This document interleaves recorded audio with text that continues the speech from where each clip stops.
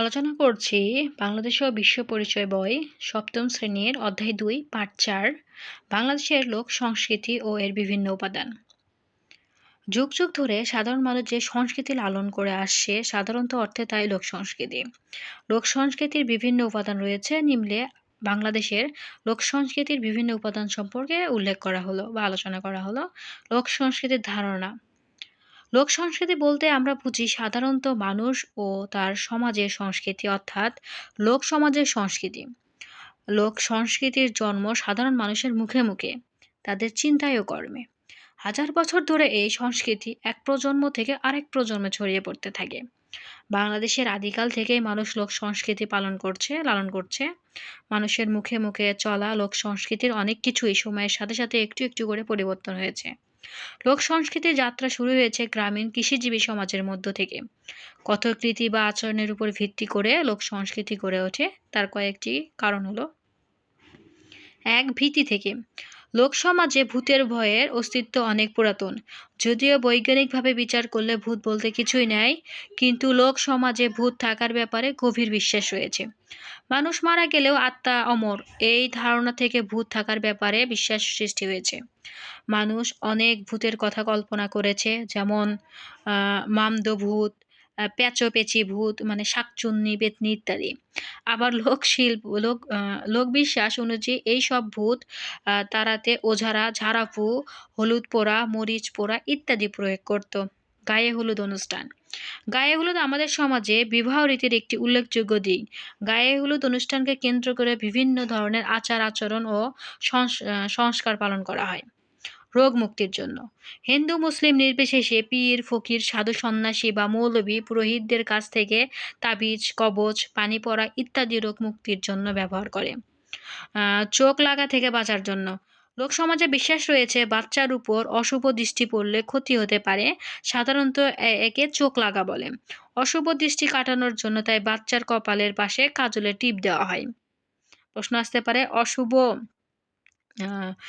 কি বলে, চোখ লাগা কাকে বলে আর কি। বৃষ্টি নামানোর জন্য।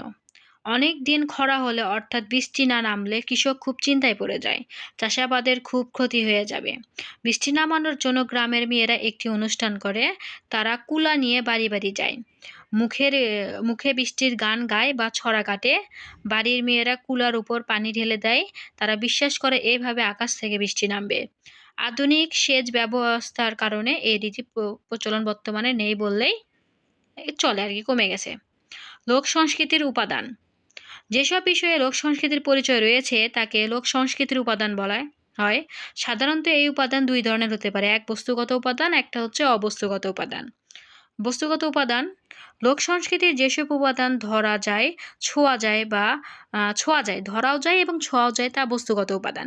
যেমন লোকশিল্প, তাঁতশিল্প, শাঁখা বা শঙ্খশিল্প, কাঁচা শিল্প, মৃৎশিল্প, নকশিকাঁথা, বেতশিল্প ইত্যাদি। লোকবিজ্ঞান। তাঁত শিল্পের চারকা, মাছ ধরার ছাই, নাঙ্গল কাস্তে ইত্যাদি তৈরির প্রযুক্তি। লোকযান, নৌকা, পালকি ইত্যাদি। এসব ছাড়াও রয়েছে লোক তৈজসপত্র, লোকবাদ্য, লোক অলংকার ইত্যাদি লোক সংস্কৃতির বস্তুগত উপাদান। অবস্তুগত উপাদান। যে সকল সংস্কৃতির বিষয় ধরা বা ছোঁয়া যায় না, অর্থাৎ মানুষের চিন্তা থেকে জন্ম নেয় এবং মুখে মুখে ছড়িয়ে পড়ে, তাকে লোক সংস্কৃতির অবস্তুগত উপাদান বলা হয়। অবস্তুগত উপাদানের প্রধান বিষয়টি হচ্ছে সাহিত্য। এসব সাহিত্যের লিখিত রূপ নেই, মানুষের মুখে মুখে তা ছড়িয়ে আছে। এ ধারার সাহিত্য লোক সাহিত্য নামেও পরিচিত, যেমন লোক কাহিনী বা কিস্সা, লোকগীতি, লোক চিকিৎসা, লোকক্রিয়া, লোকসঙ্গীত, প্রবাদ প্রবচন, খনার বচন, ছেলে ভুনালো ছড়া, ধাঁধা, লোক নাটক ইত্যাদি। এছাড়াও লোক উৎসব, মন্ত্রতন্ত্র ইত্যাদি অবস্তুগত উপাদান। এখানে দুইটা কাজ দেওয়া হচ্ছে, এক, তোমাদের পারিবারিক জীবনে ব্যবহৃত জিনিসপত্রের মধ্য থেকে লোক সংস্কৃতির উপাদান চিহ্নিত করা। ২ নম্বর কাজ বলছে বস্তুগত ও বস্তুগত লোকশিল্পর তুলনা করা। এই ছিল আমাদের পার্ট ৪-এর বিষয়। পার্ট ৪-এর বিষয় যে লোকশিল্প, বাংলাদেশের লোকশিল্প। বাংলাদেশের লোকশিল্প এবং এর বিভিন্ন উপাদান।